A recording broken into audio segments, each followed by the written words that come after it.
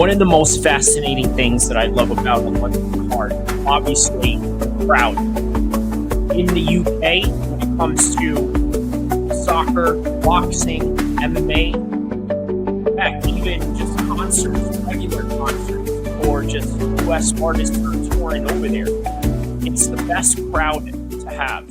And right now, we're going to break down all the fights that are going to take place in UFC London, Edwards versus Brady.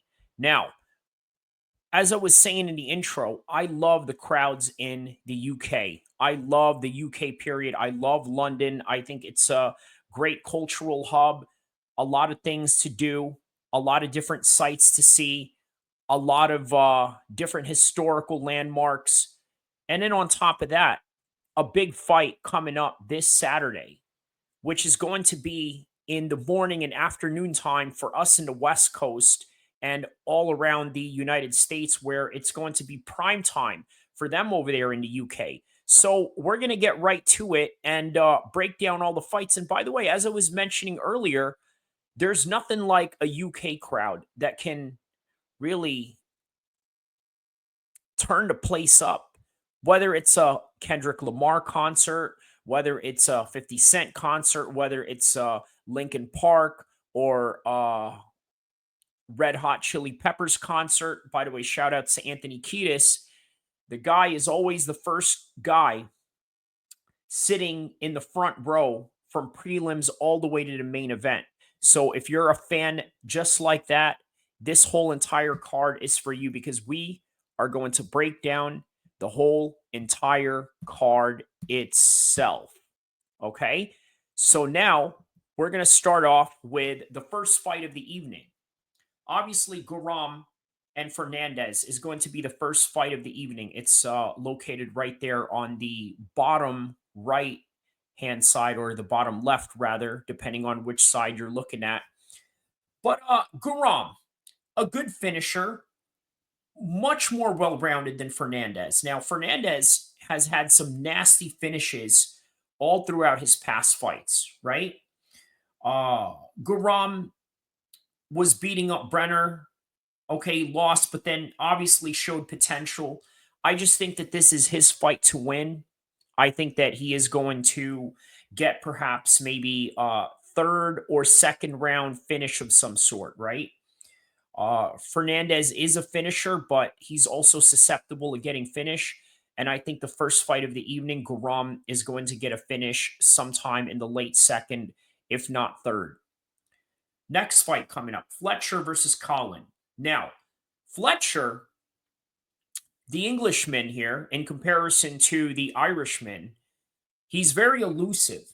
Okay, very fluid in a way that he strikes. And as a matter of fact, I would say and argue that this guy is a much better striker than Loughran. Now, does that mean that he can knock him out? Probably not. And the reason for that is the simple fact that Colin just has a hard head. He's got a good chin. He's also starched opponents, but the way that he moves, it's too robotic. He's going to get picked up and picked up apart by Fletcher, and Fletcher is going to win this by unanimous decision. I don't see a finish just based on the hard chin that Loughran has. Now, moving on to the next fight, the ladies' strawweight bout with O'Bannon taking on Tomar. Now, I can see Bannon move forward with a lot of pressure here. Also, this is a crowd advantage for her, home crowd advantage at that. Of course, she's Irish, but it's in London still. The regional is on her side. Tomar is not somebody that's from there. She was, I believe, a 1FC veteran coming over here to the UFC. So she's had some fights over there in Asia. And now she's being brought into the UFC. This is Bannon's fight to win. Bannon has a good social media following. I would assume the matchmakers knew what they were doing by giving her a heads up right here. Yeah, she's going to win by decision. There's not a lot of finishes in the women's division, especially not in the strawweight division, but we're moving on. So the next one, it's going to be against uh, Duncan versus Poliev. Now, Duncan is very dynamic, okay, is very strong in his frame. In comparison to Polyev, he's tall and rangy, but looks very frail. And then he's sort of a backpedaler, which I think will lend Duncan the advantage here. He has the room to be a lot more elusive around that cage. You've seen him fight in the apex, very limited amount of space, but as a result, here he is in the official pay-per-view cage, and the size of it, I think, is going to lend him some positivities. I think he's also going to catch Polyev just based on the strength that he has and how frail Polyev looks. So I'm going to go with Duncan on this one, maybe like a third or second round KO. So we're moving on. Myson Tybura taking on Mick Parkin. Now, obviously, Tybura has headlined a O2 Arena card against Tom Aspinall, who, by the way, is a training partner of Parkin. So that means Tom Aspinall already laid out the blueprint to beat this guy. Can he beat him? And how? How will he beat him? I think he's going to beat him by decision. Very well rounded. He's got good striking, good leg kicks. I think that those leg kicks are going to come in handy. Now, when you look at Myson Tybura, he's a UFC vet, a heavyweight vet, but hasn't really had any improvements. And you look at Mick Parkin, the type of people that he trains with, obviously, he trains with the champ. And what does the champ do? He brings in other heavyweights, top heavyweights around Europe. Some of them are not in the UFC. Some of them are in KSW. Some of them are in AECB. Some of them are in Cage Warriors. But some of them are Mick Parkin. And why is that significant? Well, I think having those types of training partners where you're constantly improving in comparison to Mike Tyson, Myson Tybura. Sorry, I had a little mix up there. Yeah, so Myson Tybura, in comparison to him, there's not a lot of evolution in his game, whereas Parkin is just constantly evolving his game. This is one of those heavyweight fights where you're not going to see a finish, and if so, it's going to go to a decision by Mick Parkin. He's going to pick him apart on his feet as this fight goes on. Now, moving on, we got Kavanaugh taking on Dos Anjos. Okay, so Dos Santos, as you know, had a very close fight with Manel Cap. Okay, very dynamic defense. Very dynamic defense. Now, with Kavanaugh, he's had some viral contender series performance. Okay, and that's not to be overlooked at all, especially if he's taken on somebody that's a lot more seasoned than him, because when you go into a contender series, you really don't know how good the other guys are. And you're taking on different guys from different regions of the world without any matchmaking ability to sort of give yourself an advantage, right? So when you get a knockout like that, man, I tell you what, along with the evolving grappling game that Kavanaugh has going on, I'm going to have to go with him by first or second round knockout with Kavanaugh. That's my official prediction on that one. Now, moving on, the Black Country banger Jai Herbert taking on Chris Padilla. Okay, so Chris Padilla, uh, I might have to say, you know what, Jai Herbert. You know why? Jai Herbert has actually knocked down um Ilya Tapora. I don't know if that means anything here though, but at the same time, I think I'm going to go with Chris Padilla by decision. I don't think there's going to be a finish, but I think there's going to be a decision. Now, look, Jai Herbert has been knocked out before. As I've mentioned, he was in the same UK London cards that we're seeing right now, where I think one night, it was one of those nights where Anthony Joshua and Eddie Hearn came and yeah, attended the fight, and he was the only British guy that lost. So, yeah, man, that's demoralizing, isn't it? At the same time, I don't know how his other teammates would have seen it, but uh, Yeah, I'm gonna go with Chris Padilla on this one. I think he's going to put him in a lot of dominant positions, especially in the grappling exchanges. And yeah, I'm gonna go with Chris Padilla on that one. Moving on, Nate Wood versus Charrier. Hmm. I'm gonna have to go with Charrier on this one. Obviously, he's a Cage Warriors veteran.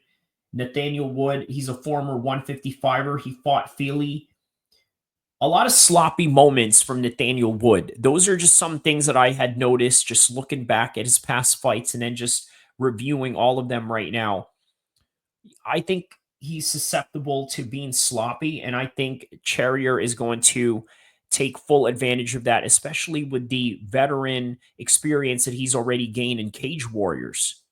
So yeah, Charrier on that one. Moving on to the next fight, we got Jordan versus Chris Duncan. Okay, so Jordan's a better technical fighter. Again, he's very, how do I say this, very focused. If you look at his demeanor, right? Sort of the quintessential attitude of being stoic. Will this help him in this fight? Maybe. I mean, considering that Chris Duncan lost in a contender series only to come back, then he beats Campbell while he was beating him up. And he's a little too slow for me. So I might have to go with Jordan on this one. I think he's going to pick him apart on his feet, and that'll be that.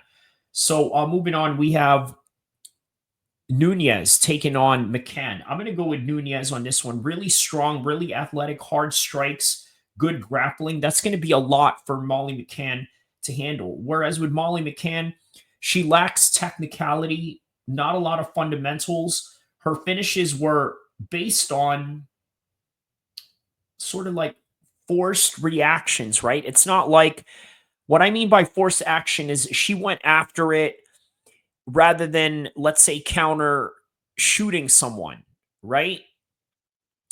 The spinning elbows that she's knocked out people with, the previous highlights that she's had going on. Yeah, I think I might have to go with Alexa on this one, just based on her athletic prowess alone in comparison to Molly McCann. Now, moving on. Nelson taking on Holland. Now, you talk about the two contrasting natures of these two fighters in terms of activity.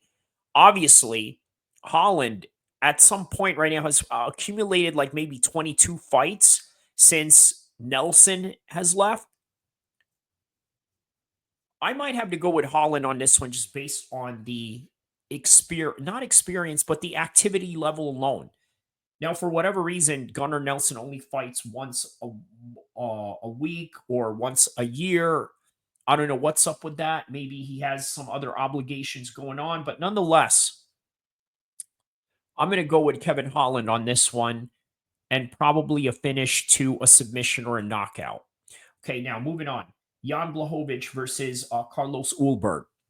Now, just like Myson Tybura taking on Mick Parkin, Ulberg has also taken on Jan Blachowicz through Izzy. So they both have something in common here, right? They have a superstar training partner in the likes of Izzy and the likes of Tom Aspinall, and now they're fighting their former opponents. Obviously, that didn't go too well with Israel Adesanya, but it doesn't mean that he can't show any pointers to Carlos Ulberg. And you got to take into consideration, Jan Blachowicz finished, or I'm sorry, went to a draw against Ankalaev. And Ankalaev is the champ right now. Now, regardless of who you ask and regardless of your taste palette in MMA, Ankalaev is the best guy in the world right now. And Blachowicz was able to capitalize on that. So I'm going to go with Blachowicz on this one by decision. I think that even though Carlos Ulberg has been KO'd before, I just think that he's going to make as much adjustments as he needs to make in order to get to the final bell. but I don't think he's knocking him out. His striking prowess is too good. But I think Jan Blachowicz is one of those strikers where it doesn't matter how technical or crisp your strikes are. My strength is always going to override whatever technicality you're going to do. And that alone, I think, is enough for me to be convinced that Jan Blachowicz is going to win. All right. So moving on to the next card of the evening, which is the main event. Edwards versus Brady. Now, what do they both have in common? They were both, I don't want to say victim, but I guess in this mixed martial arts game, there's really no victims because everyone agrees upon these set of rules and this set of culture and this and that. But I think Sean Brady, yeah, he has a good chance of winning this. The grappling, the control, and if you push Edwards long enough, you could take him down. But only a few could do that. Usman did that. Colby couldn't do that. And if he did, he wouldn't be able to hold him down. Now, Edwards has very good striking. Everyone's saying, well, you know what? Edwards has always fought uh like wrestlers or grapplers and this and that. Well, how about we have somebody come in here and talk to Sean Brady, right? About a whole wide range of things, such as where was I? I lost my train of thought there, but I'll put it this way. I think, yeah, I think that Leon Edwards may be used to fighting guys like Brady, but there are times where he's not able to stuff the takedowns or get up. And the Kamaru Usman fight is a great example of that. Now, can Brady do the same? At this point, we don't know because he's lost to the champ, Bilal Muhammad, which is no shame in that, considering where Bilal Muhammad is at right now. But yeah, I'm gonna have to say that Sean Brady has fought guys like Leon Edwards. Now, Leon Edwards has also fought a lot of guys like Sean Brady. Look, I'm going to go with a 5-round decision on this one. There's not a finish. These two guys are too highly focused and way too in tune with what is going on. It's going to be a very difficult finish for either man. But if it's going to hit the final bell, which I suspect that it will, it's going to go in the favor of Brady just based on the fact that he can hold him down. Can he keep him there? Well, that remains to be seen. We know that Brady can submit you with the right positions. We know that he can take you down with the right timing. But can he fight his mystery opponent in November with the understanding that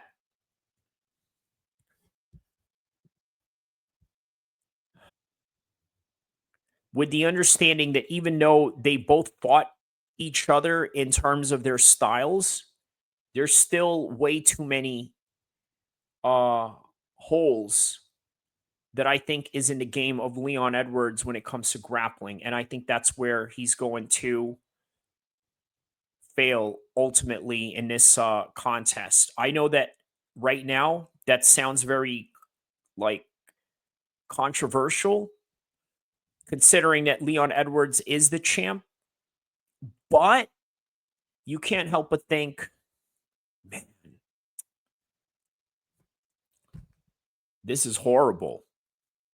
This is absolutely a horrible matchup for Leon Edwards. But in any regard, yeah, I think Sean Brady is going to win, and it's going to shock a lot of people because, in hindsight, right now, not a lot of people are really looking at this like Sean Brady can win, but he can, and he will. And I'm going to go with him by unanimous decision. Let's go. So, for those of you that have tapped in, don't forget to like and subscribe. I will see you guys in the next one, inshallah. May needs if you want to find predictions, news, and everything that deals with MMA. Shout outs to Kyrie, El-Kheer MMA, Sacramento, California represent. That's right, Kyrie. I appreciate you, my nigga. You came in here, you was talking that shit. That's right, bro. Much love, Flo. I appreciate you for always stepping in, bro. Be safe out there. Man, my nigga Kyrie, my man Kyrie came through. He started talking that shit. Hey, here's the thing. Here's the thing. That nigga will whoop your fucking ass. You would think that nigga's all squared up and all that type of shit. Nigga come through and beat your fucking ass. Like, man, fuck you up. You will never see it coming. So for those of y'all